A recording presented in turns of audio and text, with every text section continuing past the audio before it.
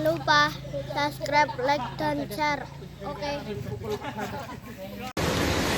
Makanya andaikan negara itu sudah mengoptimalkan polisi, TNI untuk meringkus preman, oke, itu baik.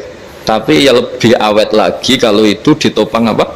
Masyarakat. Karena yang nggak amanah terkucilkan, terus akhirnya grabnya nggak laku, akhirnya dia dipecat, akhirnya kan yang maksiat hilang, yang kriminal hilang, yang ada hanya grab-grab yang baik. Begitu juga di dunia apapun, itu yang dimaksud wa'tamiru bainakum bima'ruf. Jadikan kebaikan ini urusan apa? Bersama. Nah, karena kita baik, otomatis jadi teladan yang baik bagi anak kita, istri kita, tetangga kita. Dan karena kita baik, maka terhormat. Sehingga orang melihat Grab itu simpatik, respect, karena reputasinya baik. Nah, karena orang respect, tidak dicibir. Barokahnya tidak dicibir, tidak mangkel. Barokahnya tidak mangkel, tidak saling ejek, bahkan tidak saling bunuh. Coba kalau kita jelek, dicibir orang, kita dalam keadaan mabuk, tidak terkontrol, bunuh. Jadi efek dari maksiat itu begitu buruknya. Sehingga penelitian itu mengatakan kebanyakan kecelakaan ya pemicu utamanya rata-rata ya nyupir dalam keadaan mabuk. Beberapa nyuwun sewu kasus-kasus kriminal rata-rata ya dipicu oleh hal-hal seperti itu. Makanya meskipun di luar saya tolong hindari narkoba, hindari hal-hal yang maksiat supaya pekerjaan Anda ini barokah.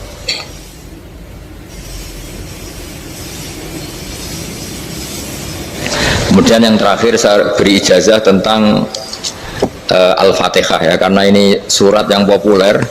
Kalau saya ijazahi Quran 30 juz pasti sampean nggak hafal. Nah, atau ijazah surat Baqarah, kalau mau Baqarah mau. Ijazahi surat Baqarah mau 2 juz setengah. Mau Mas Asep? Ya Fatihah aja yang gampang ya. Nah, ya kulhu Fatihah ini paket ringan ini. Tapi pahalanya apa? Besar. Ini beda ya, artinya selama ini mungkin Anda baca tapi monoton ya. Tapi ini saya bacakan teks aslinya tentang istilahnya itu mazaya itu kelebihannya Fatihah. Saya baca Arabnya dulu, nanti ini terakhir ya, ijazah tadi kan saran-saran umum tentang sosial ya, pokoknya jadikan kebaikan itu punya nilai sosial yang baik lah. Jadi nanti orang yang nggak amanah nggak laku ya, calon bupati, gubernur, presiden yang nggak amanah juga nggak laku. Begitu juga kiai yang tidak amanah juga nggak laku, suami yang nggak amanah juga nggak laku, istri yang nggak amanah juga. Sehingga kebaikan ini jadi nilai sosial yang dalam tanda kutip sudah keniscayaan. Yang diinginkan Allah itu seperti itu, bukan kebaikan yang dipaksakan karena kekuatan negara. Maksudnya kalau bisa kebaikan itu tidak usah dipaksakan. Memang satu apa ya, sudah satu kebutuhan. Tak cerita-cerita di negara maju itu, bahkan apapun jatuh itu nggak ada yang ngambil apa itu. Makanya gambarannya Mekah Medina kan gitu kan, barang jatuh nggak ada yang berani apa ngambil itu, saking sudah jadi sistem. Sehingga banyak negara di Eropa itu yang sampai nggak punya tentara, nggak punya polisi karena kebaikan sudah. Nah kita kan masih capek, polisinya aja capek, apalagi masyarakatnya, karena ya apa ya, kebaikan itu belum jadi nilai apa bersama. Nah kita selain ditopang negara, ada polisi, ada tentara, itu kita usahakan kebaikan itu jadi nilai apa bersama. Ya, tadi wa'tamiru bainakum bima'ruf. Dan kita punya reputasi yang bagus dalam bab ini. Saya masih ingat kecil saya itu yang jilbaban hanya keluarga kiai, sekarang rata-rata masyarakat itu jilbaban. Dulu yang sekolah SMP, SMA itu jilbaban kadang dulu malah dilarang ya, harus sama seperti itu seragamnya. Sekarang sudah boleh dan nyaman. Lama-lama yang dapat simpatik ya yang pakai pakaian model tertutup seperti itu. Lama-lama gamane cara wong golek mantu ya golek yang seperti itu daripada yang blodor. Lama-lama jadi nilai bersama. Ya ingin saya seperti itulah. Di terminal juga sama. Orang mau makan cari warung yang kelihatan ada ayat kursinya, pakai jilbab, atau paling tidak dia nggak mungkin lah nyuguhkan yang tiren atau yang haram. Akan ada garansi sosial, ada apa? Ada garansi apa? Sosial dengan penampilan yang soleh itu kan, masa iya nyuguhkan oplosan babi gitu misalnya itu. Jadi nilai sosial itu harus ya tadi harus benar-benar jadi nilai sehingga negara biar gak capek-capek. Polisi juga gak capek kan karena tugasnya corong Jawa mau ngawat-ngawati tok, tapi tidak perlu tegang karena kebaikan sudah jadi nilai apa bersama. Ya, ingat-ingat ya ayatnya tadi, wa tamiru bainakum bima'ruf. Jadi kebaikan itu harus jadi nilai bersama. Iktimar itu menjadi urusan bersama. Makanya kalau kita rapat besar disebut apa? Muktamar. Muktamar itu urusan bersama.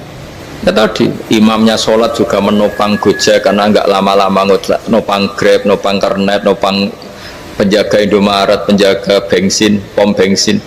Nah dia hanya punya waktu 5 menit terus imamnya baca Baqarah kan.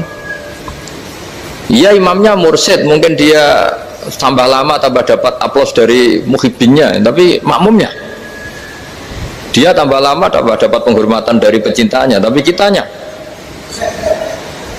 wah khusyuk wali kan, dia dapat status naik lah, kita yang sudah tidak ikut jadi wali diganggu apa pekerjaannya. Kalau ada imam seperti itu sampai mufarokoh saja, niat ya Allah sampai sini saja saya makmum orang itu, silakan orang itu punya urusan sendiri dengan jenengan, ya sudah atau salib saja apa ya, itu boleh. Kalau dalam fikih namanya apa mufarokoh.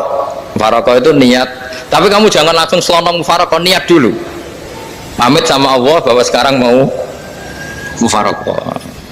Ya, tapi ya jadi sholat yang aneh kan, imamnya masih rukuk, kamu terus sujud, terus apa-apa selesai ya. Mungkin dalam pandangan itu orang lain begini, maksudnya makmum gimana ini kok begini. Tapi sudahlah Allah Maha tahu. Nah, insya Allah dimaklumi. Ya saya baca tentang Fatihah ya, karena sampean pasti sering baca Fatihah. Supaya apa sekaligus jadi jimat lah gitu. Jadi kalau kamu sering di jalan-jalan yang mungkin sepi atau mungkin kan tidak semua teman Grab itu nasibnya bagus yang di Semarang Jogja, mungkin yang di Kalimantan di Papua kan ada yang 10 kilo gak ketemu rumah ya kan, ya lihat di TV itu kan kasihan kan, sudah 10 kilo gak ketemu rumah, penumpangnya kuwekar preman tuh kan, ini makan orang enggak kan, udah kan ujiannya dua. Kalau penumpangnya cantik itu ya kecoba syahwat, kalau preman takut, jadi orang itu selalu ujian itu. Sing sedengan itu kan jarang orang itu. Jadi kalau penumpangnya perempuan cantik ujiannya itu syahwat, kalau preman ujiannya ketakutan. Kalau orang yang lemah bawa uang ujiannya kamu ingin garong. Jadi hidup itu memang semuanya ujian. Liyabluwakum ayyukum ahsanu amala. Makanya saya sering ditanya oleh teman-teman, Gus, nah ujiannya kenal wong wedok elek piye? Sama, kenal wong ayu ujiannya syahwat, kenal wong elek ujiannya ngenyek, itu sama-sama dosa.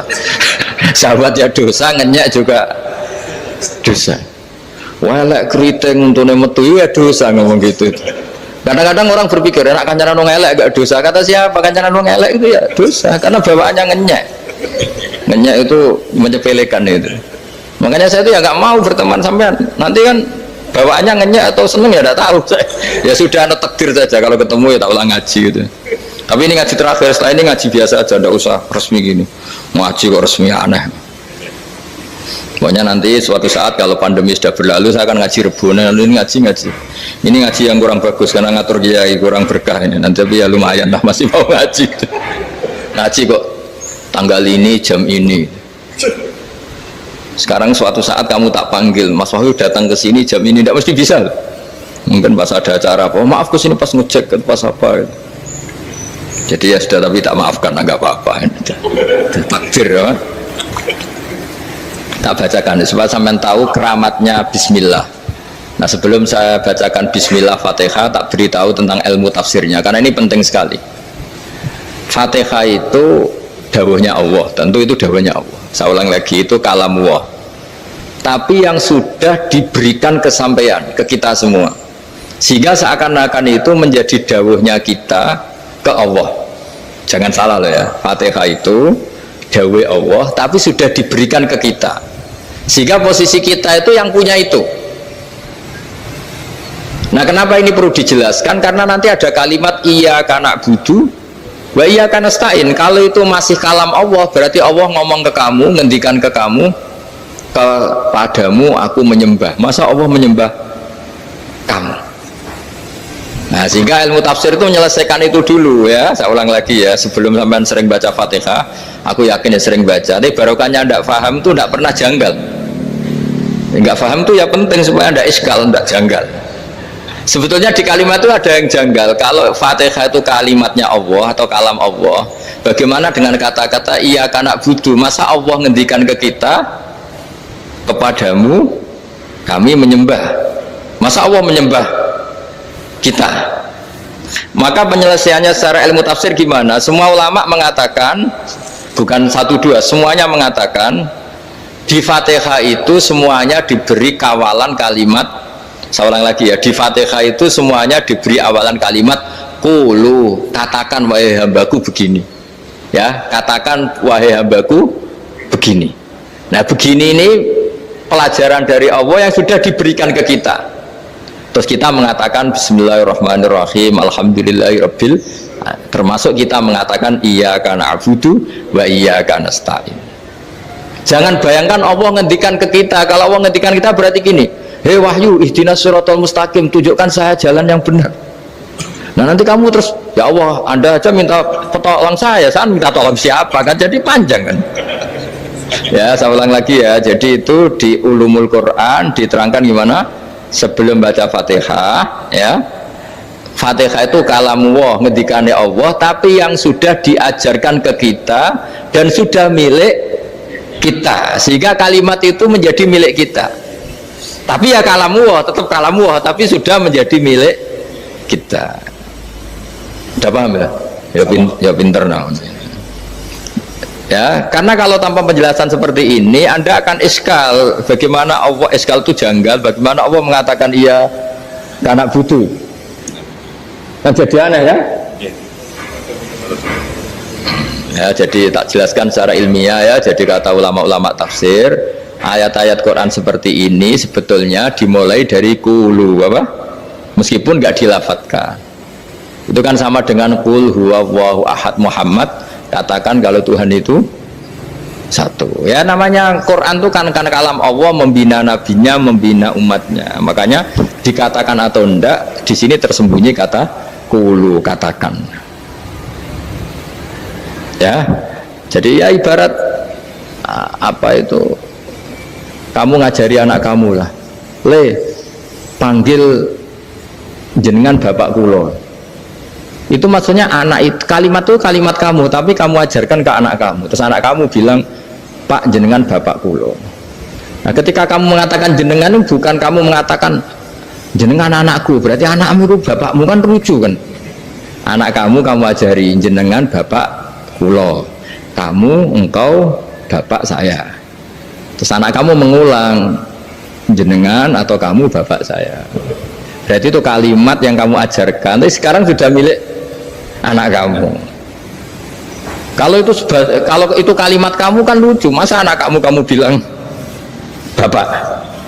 Nah itu seperti itu. Jadi ulama memberi solusi atau jawaban iyyaka na'budu wa iya, itu sebelumnya ada kata-kata qulu, katakan wahai hambaku, hubungan kamu dengan saya adalah katakan iyyaka na'budu wa iyyaka nasta'in. Terus hubungan kamu dengan saya katakan juga dalam doamu ihdinas siratal mustaqim. Jelas ya, jadi itu kalam Allah yang sudah milik kita karena diajarkan Allah untuk kita.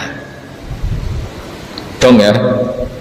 Ya dong yes. Gak jelas ya. Tapi bagus, gak jelas tuh bagus. Kalau kamu jelas gak jadi dikrem, jadi gubernur. Min azimi fadliha kasratu asma'iha wa fadail ukhra. Ini cerita dramatisnya surat Al-Fatihah. Qala Abu Hurairah radhiyallahu anhu inna iblisa ranna khina unsikat Al-Fatihah. Jadi iblis itu begitu kesakitan. Ini kitab Abu Abul Farad karangannya Syed Muhammad Alawi, juga kutipan dari beberapa kitab. Yang jelas beliau sendiri juga ngutip dari beberapa riwayat di beberapa hadis. Halaman 123. Ketika Fatihah turun itu iblis kesakitan. Kayak orang sakit gigi lah, tersiksa sisanya karena turunnya surat apa?